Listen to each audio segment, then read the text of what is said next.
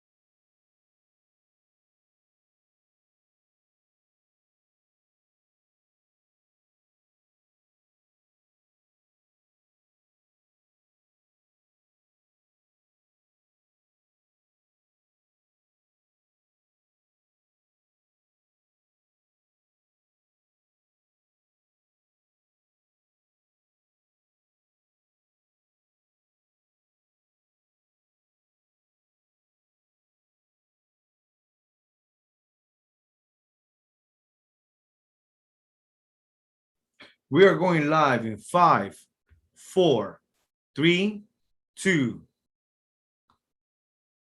We are live.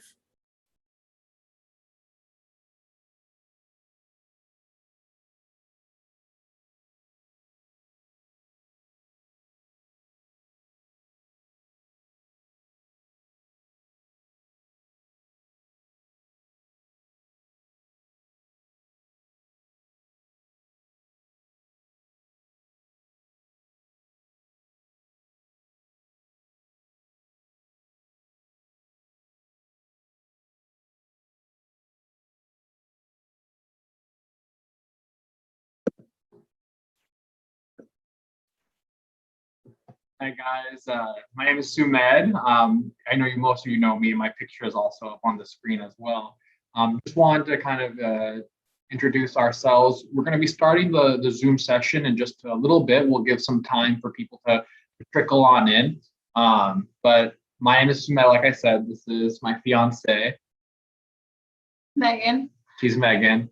So if you give us another like 2-3 minutes, we'll try to get everyone settled down. Hopefully, Damien Brusco and Victor Liu would be able to join us, but as I'm sure you guys are totally aware, it gets pretty tricky in the hospital. Apologies for last month. I know we were supposed to do a session, but obviously things got super busy, but hopefully this can make up for it. So if you wouldn't mind giving us just a few more minutes, we'll allow some people to trickle in and then we can get started.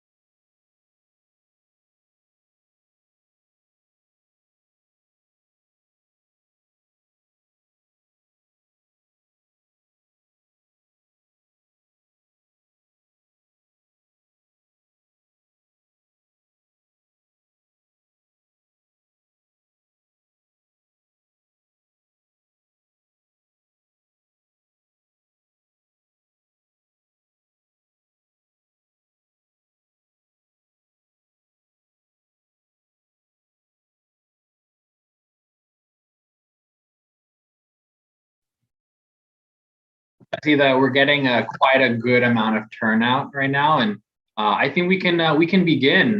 Can everyone hear me okay?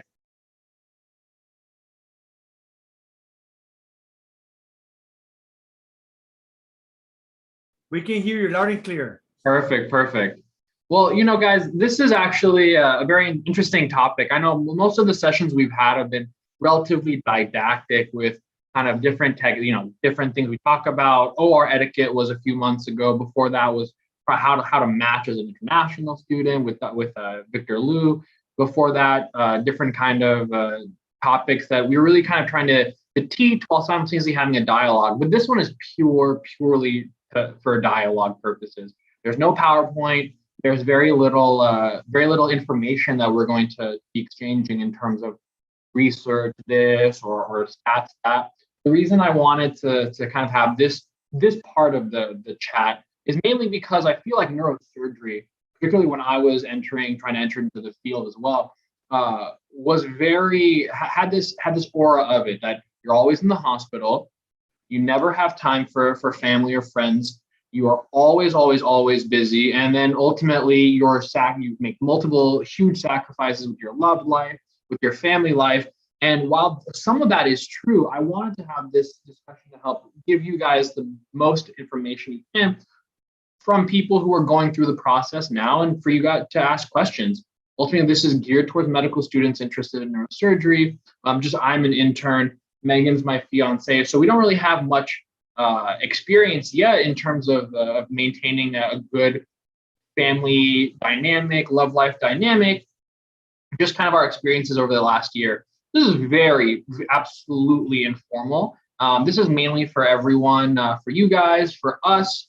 If you have any questions, feel free to jump on in directly with just kind of interrupting me, asking questions in the chat box. This is mainly just for all of us to have a discussion and for us to get advice from you guys to get advice from us, and then ultimately, hopefully, you guys can see that neurosurgery is, while a sacrifice in some aspects, shouldn't be a sacrifice that accumulates the entirety of your life, and how to balance things. So ultimately, if you have, again, any questions, feel free to just pop in and ask. And if not, Megan and I are just gonna to start talking. We already have one QA. I love it. Anonymous attendee, how many hours do you guys work on a day in average?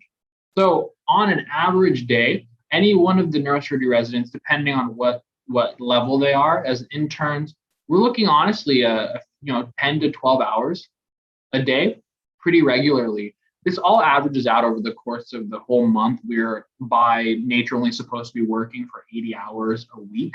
That averages out over those 4 weeks. So it could be 90 hours one week, 70 hours another week. And of course, over the course of the whole year, you're also supposed to average that out to roughly 80 hours a week. Sometimes you're going to go more. I've had definitely days where Megan didn't see me for 1 or 2 days. 2 or 3 days. But but then she'll see me for 3 days straight, and then she'll get sick of me and ask me to go back to the hospital. So, but that's kind of the good question. A good way to kind of start this. Ultimately, neurosurgery is a very big time commitment, and you have a lot of time commitments, particularly as young adults going into any field in medicine. Neurosurgery is not exclusive to this, other surgical subspecialties as well. And so how do we maintain some semblance of a family life together, I think is very important. So I think ultimately, and this is part of like the dialogue between us two, I get to learn more about her, she gets to learn more about me as well from this as well. But neurosurgery for us has been a very, very interesting journey. We definitely, Megan came with me to some of the interviews. Actually, she came to all of the interviews in my top 5 places I was looking at. Just kind of get a sense of not only how we could fit there, but how we as a couple could fit in the residency, the residency vibe over there. So real quickly about Megan and I. Megan and I have been dating for 8 years, and we've actually I asked her to marry me in the peak of COVID, because that's what you do during COVID. And like right after match. Right after match, So it was one celebration after another. But it was like, yay, you're a doctor. Yeah. And I mean, that actually ties in very nicely with the next question. Did you feel pressure to start a relationship before starting residency, or did it just happen spontaneously? Megan and my relationship happened pretty spontaneously. We knew each other from high school, actually. She didn't date me back then, which was funny and nice, but that's okay. My long-term plan was my long-term plan was in motion. But Megan and I had been together throughout undergrad and medical school. And so it was just an easier transition for us towards residency. I don't think anyone should feel pressured and fundamentally do feel pressured to start a relationship before residency. In fact, a lot of people would have the opposite. You know, you are entering into residency, which is a big time commitment, particularly to junior residents. So you need to be very cognizant of the fact that you are going to have times where it's going to be very, very stressful, particularly not just between you as you yourself, but also your partner, and then the relationship between you and your partner. What do you think about that? Yeah, it's definitely tested at times. So like I remember since I was with him since undergrad, I got to see him through the whole journey, which was full of ups and downs. Like he had more time before, but also when he was studying for step 1, it was actually really hard on our relationship because he was there, but he wasn't like in his mind. And so it took a lot getting used to from my perspective, and same with first year of residency. It's been really it's been kind of difficult because we had to change because we were used to hanging out together in undergrad, and we had a long distance relationship, but when we were together, we were like together all the time. And now I go for, like we said before, days without seeing him, and it's just a whole different perspective. And it's something that's not where I feel like, I don't know. I still remember how it was, and it is that way on weekends, especially here in Miami. It's like you can really get away and feel like you're on vacation with one another, which is really nice. I think about living here. So, yeah, it's been a journey so far, and I'm not gonna lie, it's like really rough for sure.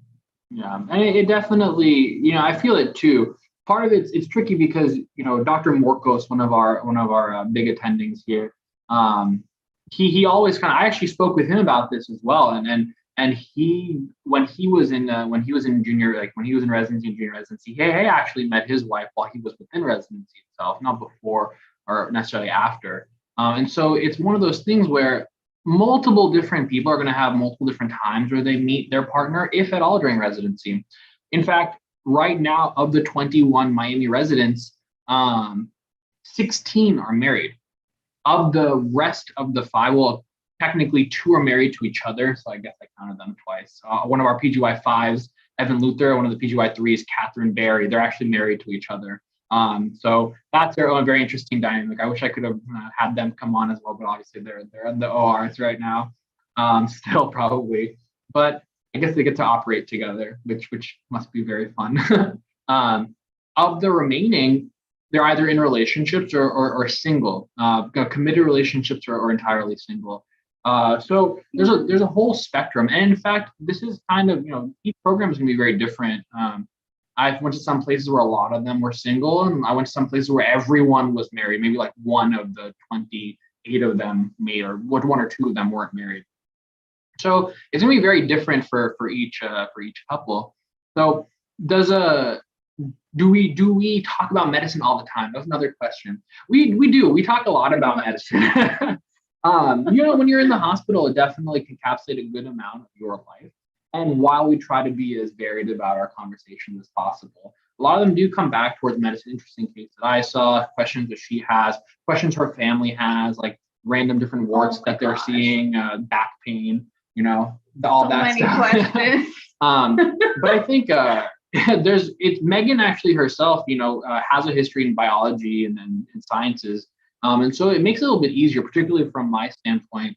I do rely on her a lot to kind of bounce ideas off of, research ideas. In fact, she's helped me on a lot of projects as well, which I think adds a very interesting dynamic to our relationship, that we can be very focused on our project. We can be very focused within medicine, within neurosurgery, with each other as colleagues, then also can separate ourselves entirely from that. I mean, it's very easy. We go outside in Miami. We do try to separate from it. But even when we're out on walks, he'll be like, oh my gosh, like this case, blah, blah, blah. And he gets all into it. I mean, I think that's part of you being a neurosurgeon, and that's the lifestyle. And they tell you this, and it's true. It's like, if you want to go into neurosurgery, that's like all you think about. Like, we always say that between each other. I'm like, is there ever a time when we're not talking about neurosurgery? Like, it's okay. But at other times I want to talk about like, you know, Smith, look up, look at the view. Yeah, I mean, particularly because as a junior resident, you're going to be in the hospital a good amount. You know, as the bulk of, for example, Miami, the bulk of the junior call is from the 1, 2, 3 perspective, and then you start entering into senior call, and then the weekends become a little bit easier, and then you're operating more frequently, so the timings are a little bit different. But it is in the beginning, it is something where our relationship has gone through ups and downs, particularly during residency. But I think one of the things, you know, the take home points, number one, is ultimately finding someone that you ultimately trust and can help you understand your own lifestyle, and that can help understand, or rather understands your lifestyle as well. You know, there are going to be times, and Megan knows that I do prioritize neurosurgery over anything. But then there are going to be times where I prioritize her over studying for things, over you know, for example, you know, scrubbing into very, very, very late cases. There's always going to be an opportunity for that, and I try to get involved as much as possible. But a lot of the times, you do have to protect your time with your loved ones. I think that's a very conscientious thing that you have to do. I also wanted to give it, I guess if I'm here, I didn't know I would be talking actually. But if I wanted to say something like to a significant other, it would be like, if it's unrelatable to you, like it is to me, I can't imagine being in the hospital that long or doing what you do, saving lives, like with all the pressure. Like check out some like Netflix shows, like the one that I watched. What was it called? The one that you won't watch. I don't know why. Oh, Lennox Hill. Lennox Hill. It like just like things like that give me perspective of what it's like being a doctor in a hospital, which no one knows about. Like no layperson knows what that's like. So I wasn't understanding, like, why are you coming home so late or whatever? And then I would see on TV like these devastating cases, and it's like you're there for the patients. And that's something that a significant other might have trouble understanding. And I certainly did, but I'm learning. And I think when I watch those things, it's like I have a lot more understanding, I guess, and I have a lot more patience. Yeah, definitely. We got best pickup line, neuro-related and in general. So the pickup line I actually used for Megan. There's a movie called Notting Hill, very old movie. It's with like young Julia Roberts and Hugh Grant. You guys know who that is? I hope so. I don't know if I've just dated myself. But there's a line where it was, I'm just a girl standing in front of a boy asking her to love him. Obviously, I'm the guy and she's the girl, so we had to switch it up. So I was like, I'm just a boy standing in front of a girl asking her to get coffee with him. And she goes, I'm just a girl standing in front of a boy saying yes. So boom, that's how I got her. That wasn't neuro related, but it was general. Yeah. He gets me with movie quotes because my family quotes movies a lot. So I was, yeah. That's actually the direct pickup line that I use for Megan. Do you have a neuro one? I'm curious. You're like pretty quick on your feet. I know, these are tricky. I have like general biology ones, but those are a little bit more kind of PG-13. And since this is, I guess, technically going to be recorded on YouTube, maybe I should say. Yeah, okay. So when there was something I actually kind of want to say. I went to a talk at the AANS in 2017. I remember the talk because one of the foremost neurosurgeons in the nation, Fred Meyer, one of the deans of Mayo Clinic, was presenting, and his talk was about maintaining balance in your life. And the premise of his talk was that he has never missed his children's soccer games, his children's dance recitals, anything like that, because he has made the time to do those things. And I think when I listened to that talk, part of the biggest consternation I had about neurosurgery was this exact situation where you will always have to choose neurosurgery, you will always have to choose medicine first and foremost over everything. And I fundamentally don't believe that is true. And I thought that Dr. Meyer was a great kind of breath of fresh air for that. because he's at the peak of his career, the foremost neurosurgeon in America, and he makes the time consistently to see the people who are most valuable to him. And I thought if someone like that can do it, then someone like I could also do it as well. And so I think the most important thing to take home from that is that when you basically when you have a moment, that moment I believe should be dedicated to your partner. There's gonna be times where you're able to just relax and kind of decompress by yourself, and that's fine.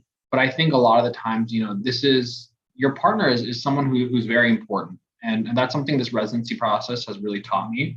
The amount that I rely on Megan, and I hope that she relies on me, is pretty profound. And I think that relationship is actually what helps me carry myself in residency better. Something as simple as coming home and seeing a familiar face, someone that cares and loves you, is a very important thing that at least gives you some solace when you come home. So the thing I have to impart upon you guys is you are going to make sacrifices within residency, and you're going to sometimes sacrifice the elements and time in your relationship. But don't forget that you can also sacrifice just some time from residency to make sure that your family is well taken care of. I was interviewing at this one program, like a relatively prestigious program, and one of the residents at that program had a little bit too much to drink, as we all may have a little bit too much here and there.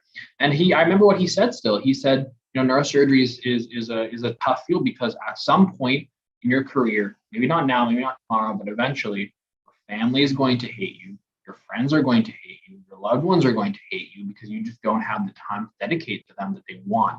But ultimately, it's a decision that you will make because you love neurosurgery that much. And I thought he was a little, he may have, he was a little bit jaded of a view. And they never hate you. It's just that they get very upset. They get very upset. I'm in the process of planning. Not just me, but like friends have been like texting me, his friends, being like, hey, is he okay? Like normally Samantha's a social butterfly. And like the fact that he goes silent on his friends, like his really good friends and like his family, they're texting me wondering if he's okay. And I'm okay saying, yeah, he's just at the hospital, he's working. I think it's hard. Is that hard for you? It does. It definitely gets hard here and there. I think the thing is that when you have the time to communicate, you have to take those moments, particularly during arguments between friends, for example, Megan and I have had our fair share of arguments during residency.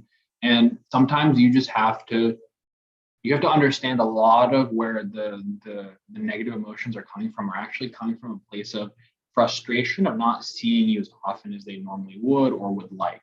And so you have to take a step back and be like, why are we yelling? Why are we having an argument? Well, a lot of the times it's purely because you just have to sit. You have to sit and be very, very open-minded and conscious of the fact that your partner is someone who you're going to rely on. And you're going to have arguments for sure, but sometimes the most important thing is just say, I hear you. And I am going to work on being home, more efficient at work so I can potentially come home at a more reasonable time. When I do have time, I'm focused on you. I'm not just focused here. I'm not texting, people at the hospital. Sometimes being able to just dissociate yourself from your phone, from your work, take off the iWatch and all that, I think it's important, like not how much time you give me, but in the time you give me, even if it's 5 minutes, if you're fully focused on me, it feels better than you being like half there. For sure. Absolutely. And that's something, this is also a learning process for me too, particularly because this is something where I want to have a very dynamic surgical life, but I also want to have a very dynamic family life at home. And particularly that's something as you guys are going through your own trails, be very cognizant of. One of the residents, he's actually attending now at Miami. He had 5 children during residency, and he's number 6 is on the way.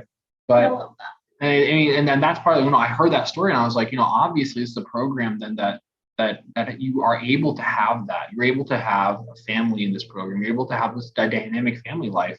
And so that's part of the reason. One of the main reasons I chose Miami. Our program itself does cater to that. Because something that's very important to a lot of the attendings, and that trickles down to the residents. Do you have time for a hobby, not family related? Yes. Those are going to, the way that each program kind of organizes itself. Our program, we work 12 days in a row and we get 2 days off. So we get basically a black weekend, gold weekend is what they called it. And so black meaning you would work through the whole 2 days, and then gold meaning you have the whole weekend off.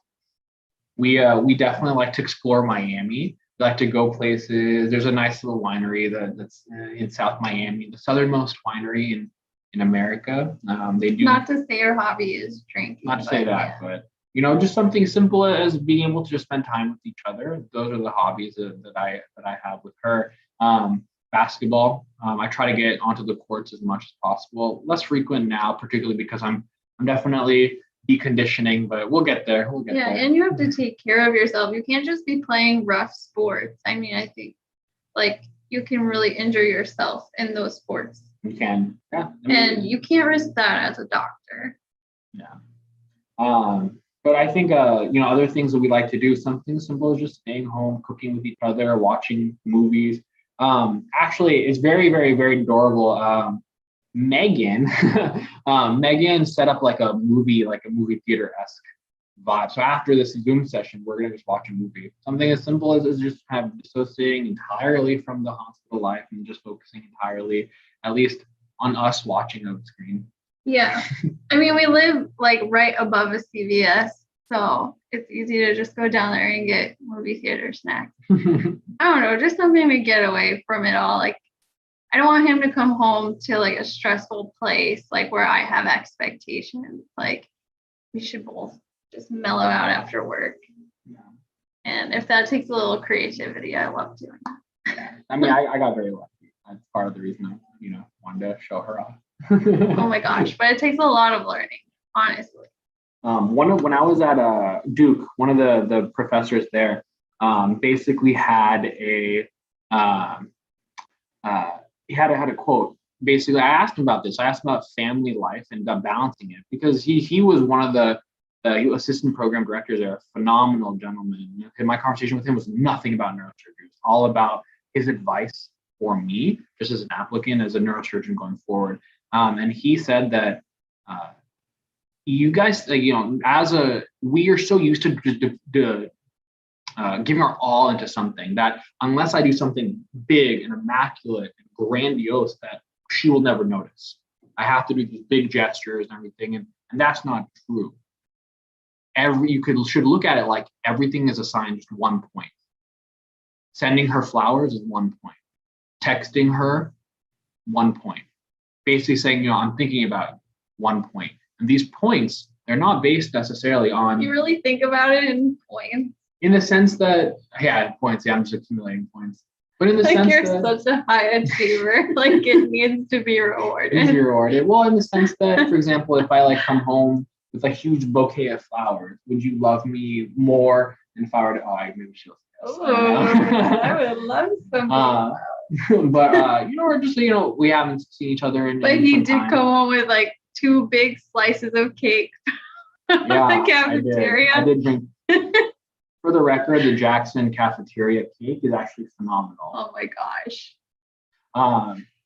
What are my thoughts on time management optimization for work-life balance? Efficiency at work implies efficiency necessarily efficiency at home, in the sense that if you kind of just wait for things to linger and fester, meaning consults to sit around, you basically, I could do this now versus I could do this later. If you do it later, more things pile up and you go home later. You go home more stressed, it's later, and then you basically have less time to spend. So the time management optimization is predicated upon 2 factors, in my opinion. Try to find things as to most important, what is harmful what can hurt a patient.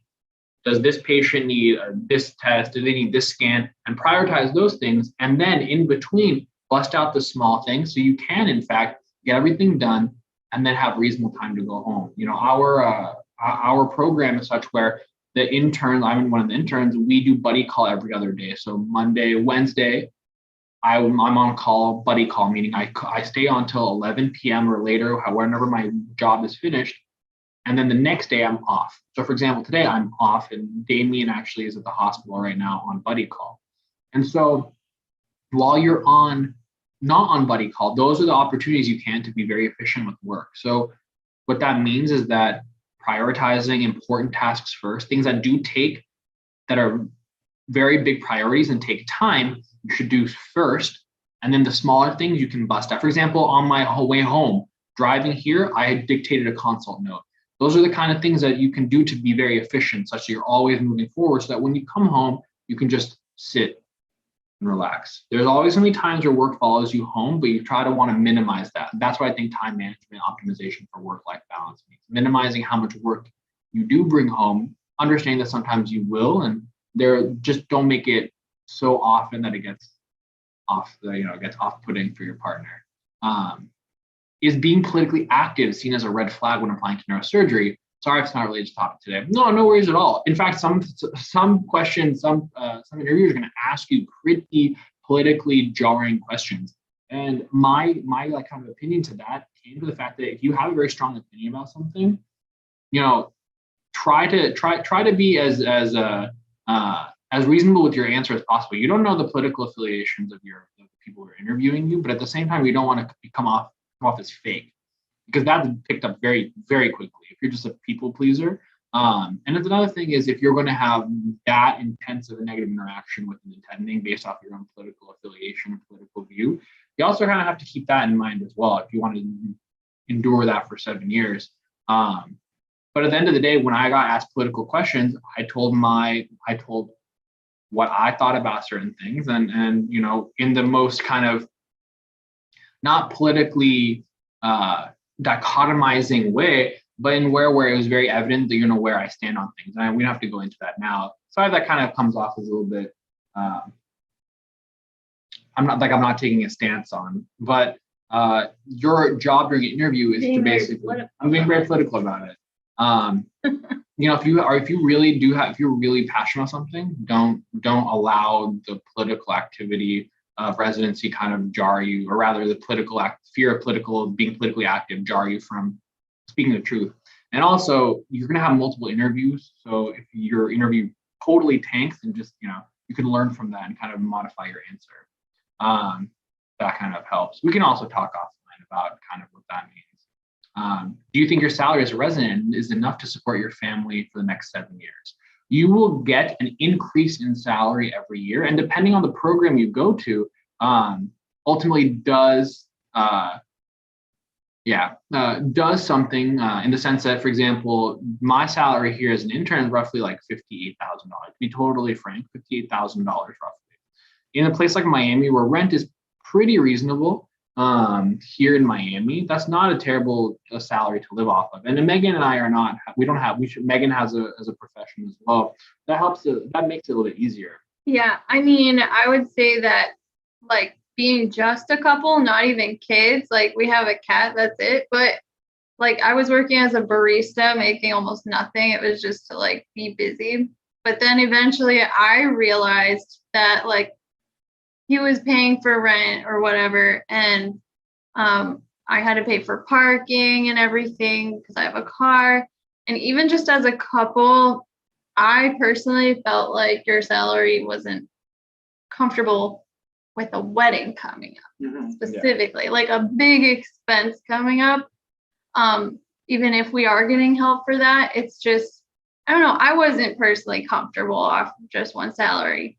So it depends on your lifestyle. It depends where you want to live. So you could go, like, depending on the city that you live in. Like, even if I just talk about Miami, the further south you go, the cheaper rent is. But we're actually in Brickell. It's closer to the hospital, but it is more expensive. Everything's more expensive. Parking, apartment. So then you have to just, see where you want to put your money. It's about your priorities. You can definitely live off of your salary for sure. Yeah. It's just that maybe we're kind of the lifestyle that you want to live. Yeah, exactly. If, for example, if you go, so as like an intern, roughly $58,000. if you go to a place like UCSF, for example, I only know these numbers because that's one of the places I was really looking at as well. They supplement your income with $12,000 additional per year, just to kind of help with housing. It is an expensive place to live. Michigan roughly also has like $58,000 or so, but the cost of living is much, much, much lower there. You can buy a full house in Michigan. University of Florida, Gainesville, you can buy a house in Gainesville, like 3-bedroom, 2-bath house for the salary there. Whereas in a big metropolitan area like Miami, you may not be able to buy a house off the bat as a resident, but a lot of residents do actually own houses in our own program. Like one of our PGY6s, he and his wife own a house. They do both work, but that is something where it's possible to do. Yeah, I think most of the relationships we know of, they both work. Mm-hmm. And yeah, I had to get away from being a barista. I needed insurance. We're not married yet, so you can't get under the insurance until you're married. So I got back into the science field, I guess. Sumedh, how much time do you have to spend studying outside of being in the hospital? Does that take away from your relationship time too? I probably should study more frequently than I do, I'll be honest. I just look at it like a lot of on-job learning. I do have step 3 coming up, for example, and so I'm trying to get more kind of like carve out time for that. There are going to be times for sure where you're going to go up and down in your studying life outside the hospital versus your relationship time. It does sometimes interfere in the sense that while Megan wants to do something, I have to, I'm so sorry, I have to study this for X reason for this much time. A lot of the time, Megan and I will kind of just do our own thing, but next to each other. And it's kind of like a surrogate way of at least being somewhat close to each other. So we're at least in the physical vicinity, and we can always kind of just annoy each other while we're studying or while we're doing work. Kind of just like be together at least. But it's a good question. I would probably say I probably should be like studying like 2 or 3 hours a day outside, but I probably spend like 30 minutes to an hour. But remember when you first started residency, like you had no time. You were learning the ropes about everything in the hospital. Like there was no time when he first started. No time at all. And I think a lot of that is, I started on a very, very busy service. And then on top of that, I started off in being a doctor truly a doctor for the first time, making some semblance of how the hospital system works, how the medical record system works, and all of that, and how just to independent decision making. These are kind of things that you learn on the job, and when you come home, you kind of just do want to just sleep and relax. You will have time during residency to study for things like boards, study for things, kind of like your own research time. You do have to do research, I think, even within residency to be academically productive. And so that is its own topic. So you'll find time. It's just that in the beginning, you're learning how to be more efficient so that you can be more efficient with your time. That makes sense. I think this one's for you. What is an annoying thing that Dr. Shah does that future neurosurgical residents should avoid? Oh, yes. Okay. Oh my God. Yeah, it's like mainly the mess. Oh my gosh. Do not make messes like when you get home everywhere you go. Like, Kind of tough scrubs. and he'll try. He'll be like, oh, I'll take care of the dishes, and then he'll pick them up and put them in the sink. Okay, now I have to go to the sink and then put them in the dishwasher. I got better at that. He is a good learner. So it's like these annoying things are just like around the house, like things I don't want to deal with when I come home from work either. But at the same time, I don't mind to a degree. It's just annoying. So you would say that for future neurosurgical residents, when given a task, complete it. I just say minimize your mess. Like take care of yourself and those around you, even at home. Like just because you're out of the hospital doesn't mean like let loose. Even just for yourself, if you were left in your own mess, if you don't have a significant other, is it comfortable coming home to a mess? No, like you want to treat yourself well. Agreed. Yeah, Yeah, I mean, at the end of the day, I think, there is relationships in residency are they're a very beautiful thing. And I think it's one of those things where however you want to cultivate that relationship, no matter what residency you go to, there are going to be times where it's going to be pretty rough for your loved ones, for yourself, for your family, for your pet. He's up there. But ultimately, I think part of this journey through medicine, through life is really, it's shared. It's supposed to be shared with people. People intrinsically who go into medicine want to be around people. I think are generally people. So I think, however you decide, if you're the kind of person who casually dates during residency, if you're the person who doesn't want to be in a relationship, if you're the person who wants to get married in residency, if you're coming in married into residency, you're going to have your own unique struggles. These are kind of the things that Megan and I have picked up on the way for the last 11 months. Yeah. And it's a learning process for us for sure. And right now we're actually in the process of planning our own wedding, which is also interesting in its own right, because me, for example, helping with planning the wedding, it gets pretty tricky. It does, particularly when there are certain things, there are certain questions that she has, like what do I have a preference of this versus that. A lot of times it's very easy to be like, whatever you want, whatever you don't. But I think ultimately you don't want to just you want to be in a position where you have some control over the things in your life as well. You don't want just to be very passive about your personal life and your family life. I think it's an important thing to maintain an active participation in your family life. And that's something that does take time to learn. And as you become more efficient in residency, and as you become more efficient as being like a family member itself, I think it becomes easier. But yeah, and it has been interesting because we're having a wedding. It's like people are texting in, like family and friends. So they want to know things or they want to talk to us. And so I think we get that a lot more because we're getting married. It's like your mom wants to know certain answers to questions about the wedding. So it's like, call Megan and my mom and then our friends. It's like, I don't know, it gives them an excuse to reach out to us, even though like they know we're busy and I don't know how that would be normally. But I like it because we still get to talk to them, even though you're super busy. It's like it's still bringing the family and friends closer together at the same time. For sure. So I guess we are kind of entering to like the 7:40, 7:45-ish zone. I want to leave some time for very specific questions if you guys have any. I know you guys have asked a lot of good questions. So is there anything, Megan, specifically that you would say is something that you learned, something that through this process that I should improve upon, something that you want to improve upon? I'm not saying that in any pointed way. Is there anything that I guess final thoughts? Final thought.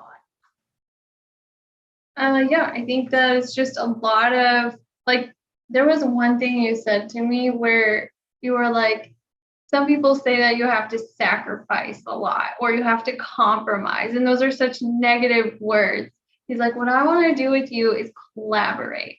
Like, I want to come to an answer like that's positive, like from both ends. And that sat with me. And so I think that's what this journey has been about, is collaborating. How do we become the best family we can be together with your schedule and my schedule, and understanding and respecting each other, and just like let that take us somewhere like even better than what we had before, instead of looking at it negative. It's like it's all about perspective, I think. I agree. I think the final thing that I would say is that you have to be cognizant. You have to actively protect the time.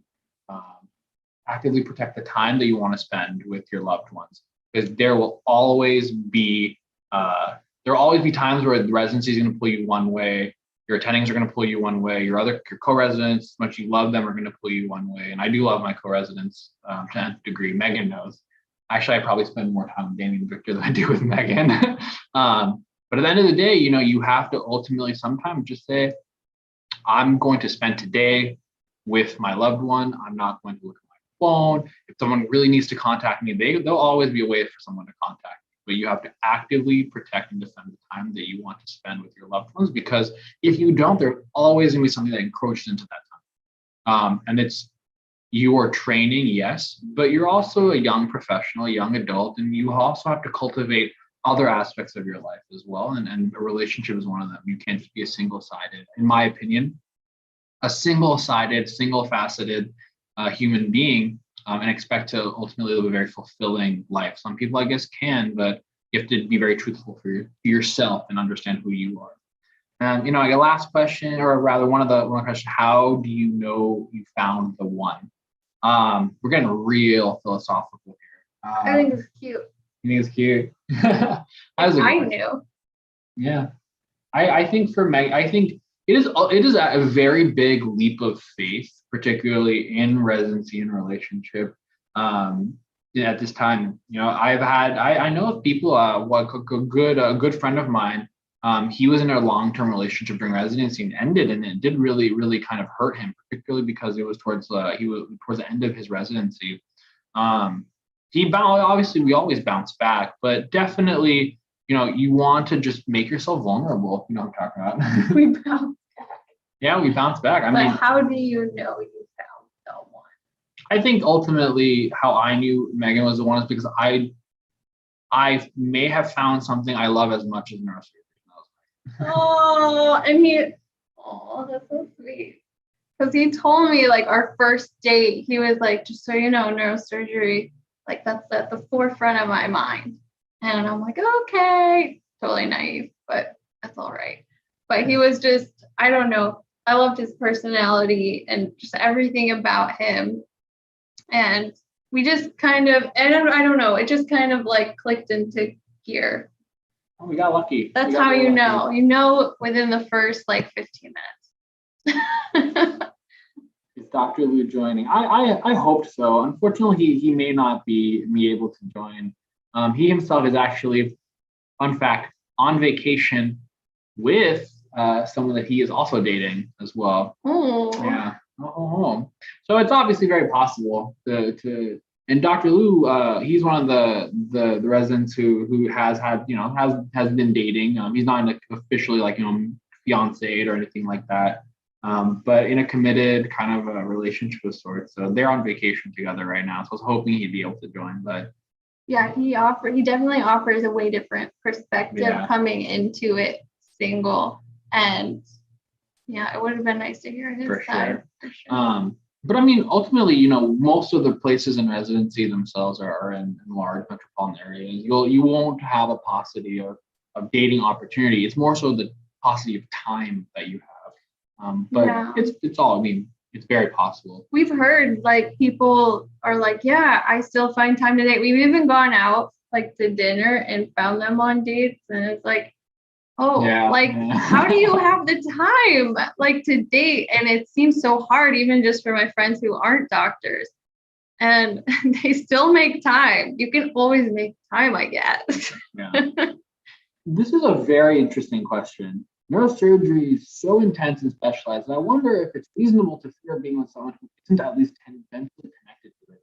If not for shared profession, is there a risk of having nothing to talk about after a while? Absolutely. And I think a lot of the time Megan and I are at least have a relationship in the sense of we're both biologists. However, a lot of the residents, it can be as close as there is physically nothing closer possible than you marrying a co-resident. There's absolutely nothing closer to that than that. So I imagine they have nothing, they'll never run out of things to talk about.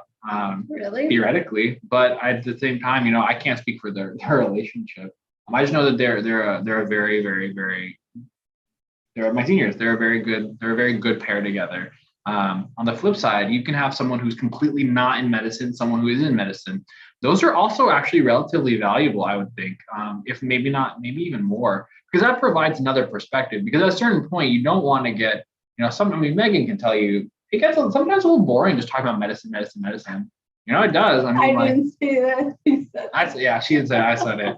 At a certain, But it's very cool because Megan has a lot of other interests outside of medicine, outside of science, art, biology. Well, and your friends who have nothing to do with science, like you still talk to them about film producer, actuary, firefighter, computer science. Those are so like outside of residency, some of my best friends. So do you ever run out of things to talk about with them? Never, because I'll talk about an interesting case, and then my friend Jason will talk about, interesting like fire. I don't know. My friend Josh will talk about a very interesting film project he's working on. My buddy Kevin will talk about anything and everything. Honestly, he's anything. So no, I actually don't think that it should be it's necessarily a fear. You are going to have, if as long as you itself are intrinsically interested in what they're interested in, at least from a standpoint of they're passionate about it, so you're at least you're interested that they're so excited about it, you'll be fine. Do you feel like conversation is productive in that way, or do you feel like a lack of production when you don't talk about medicine? No. In fact, I actually find it very I don't know. A lot of when I talk about medicine with Victor, Damien, a lot of it is like, okay, here's an interesting case. Let's commiserate over it for a moment, but we also kind of just know how it ends anyways, because it's a case we've all seen, or we talk about all the cases in conference anyways. We kind of complain to each other. So at a certain point, you don't want to just continue, talking about the same thing over and over again. So that's part of the reason why, when I spend time with Damien and Victor, we try to talk a lot about medicine, but a lot not about medicine. We're very conscientious about that because we know each other very well. I bring interesting stories from the hospital, HIPAA compliant, to my friends, and then vice versa. They tell me interesting things too, and I think it's actually pretty productive. You get a very interesting worldview about certain things. You're not just siloed into talking about medicine. A lot of the very kind of successful marriage in neurosurgery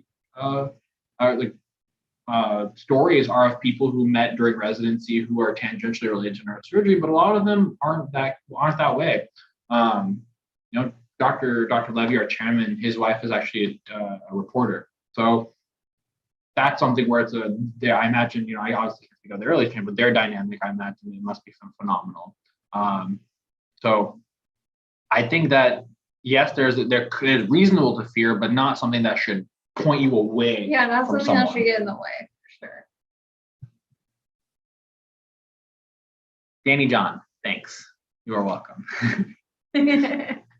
But yeah, I mean, we're coming to the close. If there's any last questions, if there's any comments you have, if you don't agree with things that we said, for sure. I mean, that's totally reasonable. We definitely do not intend for this to be like, listen to us, we found the answer. In fact, it was we just started. Yeah, I mean, we have 6 years and 1 month to go of residency. So I imagine, sometimes we'll have big arguments. Maybe in the next year, we'll just be arguing and yelling at each other.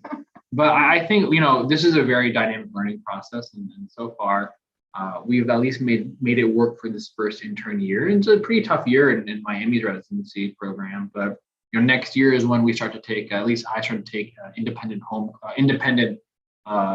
night call at the hospital. So that's another dynamic of our relationship that we're going to have to kind of learn how to deal with. But I think dealing with the pager was such a learning curve. We didn't even talk about that. We didn't talk about the pager. We called it the baby because it would cry all the time in the middle of the night. Yeah, when one of the hospitals you take home call, even as an intern, you're on home call, so you can theoretically be called into the middle of the night. So I always actually put the pager on Megan's side because Megan would wake up and then wake me up. I would too. He would not wake up, and I'd be like, Megan. I have full on straight asleep while I'm getting a consult in the middle of the night. So bad. Hey, Dr. Shah, there's patient so-and-so. I'm like, click. And then I'd be like, aren't you going to answer them? Yeah, I'd full on hung up on someone while they were telling me about a patient. The patient did fine. I'm just luckily. Yeah, you always jerk back and you're always like, oh. Oh my gosh, I should probably call that person. Because we have gotten advice where you're supposed to wake up and sit up and answer. You definitely do not want to make a decision while you're passing out. That was a learning curve for sure, but eventually I think we got it. Yeah. And I learned how to sleep more through it. Yeah, and I didn't get in trouble, so it all worked out. Are you guys gonna be hosting this next year as well? I hope so. This is something we want to keep as a recurring recurring thing. Potentially, as the PGY1 class incoming can kind of take over this as well. You know, and I think particularly there's a lot of interest from your guys' end. Let Dr. Komatar know. Let Ingrid Menendez know. Their contact information is always, you know, available, and I can email you or send out my email as well. But hopefully, you know, we can see how next year Megan and I have adapted, switched, changed. When you were MS 3 and 4 and doing extra work, mainly research towards matching successfully, when did you fit most of that in? Late nights, early mornings, either side of your medical school placements? Did that make it more difficult compared to residency when you can leave most of your work at home? Thanks. Yeah, honestly, a lot of the research that I would do, you know, you'd have to carve out time, particularly when you're studying for classes and you had your own clinicals and stuff. A lot of it was late night. I tried to avoid things early mornings, just because, you know, I use that time just to get ready to go to work. But late nights, a lot of it were late nights, and you know, weekends as well. And med school is a little bit easier because you don't have necessarily full weekend commitments. You can always, like those days, wake up earlier before, you know, Megan woke up, or go to bed later than she does and kind of bust out some work and then go to bed. That I kind of fit in like that. It's trickier in residency because you have very direct responsibilities that have significant consequences if you don't do them. Like if you don't show up to round on your patients, the entire service line is halted for an entire day, and that's always like an absolute no-no. Or you'll get yelled at by an attending, and that's never a pleasant experience. You know, for not doing your job, which you're a resident, it's your job to do that. Did that make it difficult compared to residency when you can leave most of your work at home? I wouldn't say so. You're going to have work at home if you want to do it. You're going to have work at the hospital if you know. At the end of the day, you're just going to find time to do work, whether it's in the hospital or it's outside of the hospital. It's totally predicated upon how you're going to do it. It's a learning thing. Like for me, I do as much work as I can at home. So when I come home, when I do as much work as I can at work, so when I come home, the things I do take less time away from us. But remember, so he actually took a gap year during medical. I also did take a gap year. And that was for research, like heavy research. And so that was it was quite a thing. Like we were trying to figure out if you should do it or not. Like, is it worth it? Will it make your resume more successful looking, or whatever you need to get into residency? And we went for it. Yeah. So he moved out to San Francisco. I followed him. And that was fun. That was fun. Yeah. And that's kind of like, you fit that in because it's also really impressive, the scholarship you got. So it's like, it all fit in.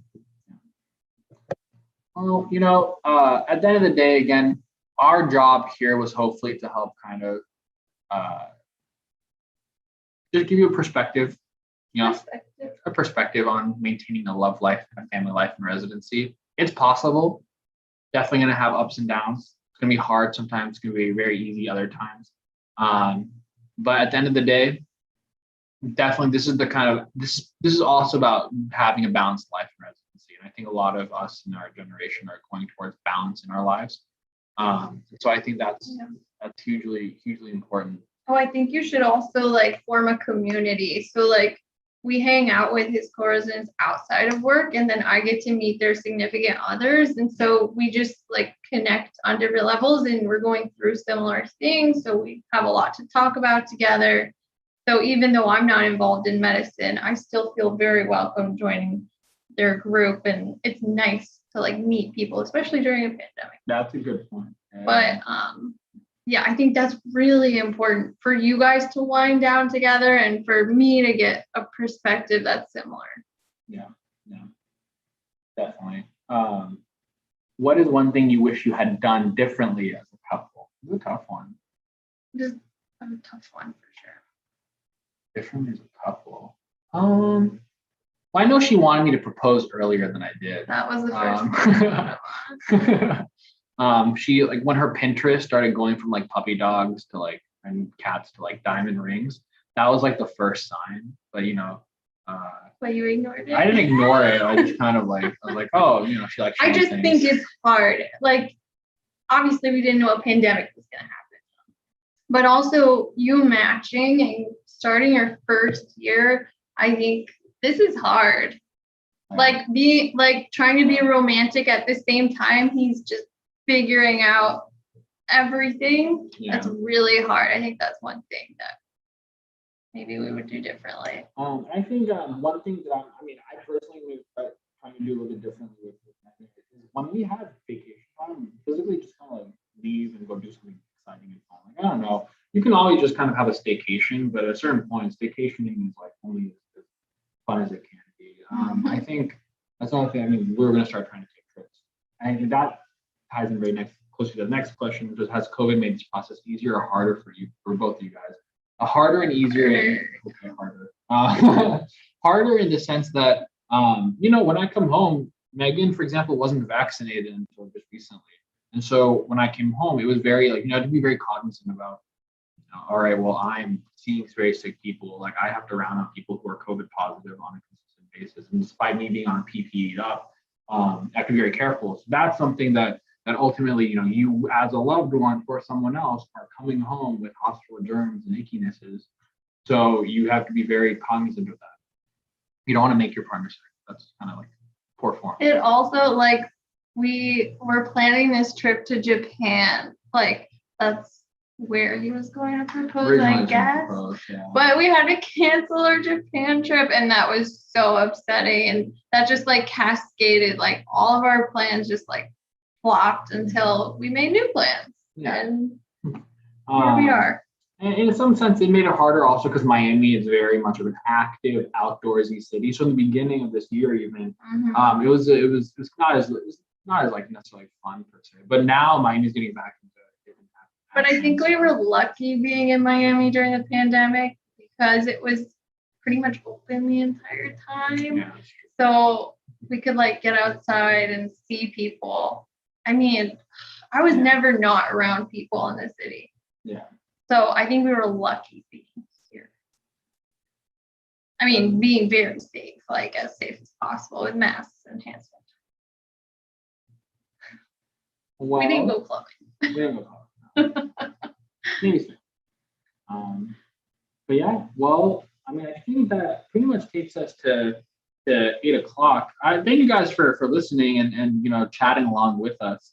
Of course, this is obviously a learning process for us too. And if there's any, honestly, any suggestions that you guys have, now you've seen a little bit of our dynamic as well. A little bit of it. A little bit of it. So if you have any questions, comments, suggestions, things that you've seen work in your own careers as medical professionals, let us know. Obviously this is very new for us as well. I haven't been a resident for that long.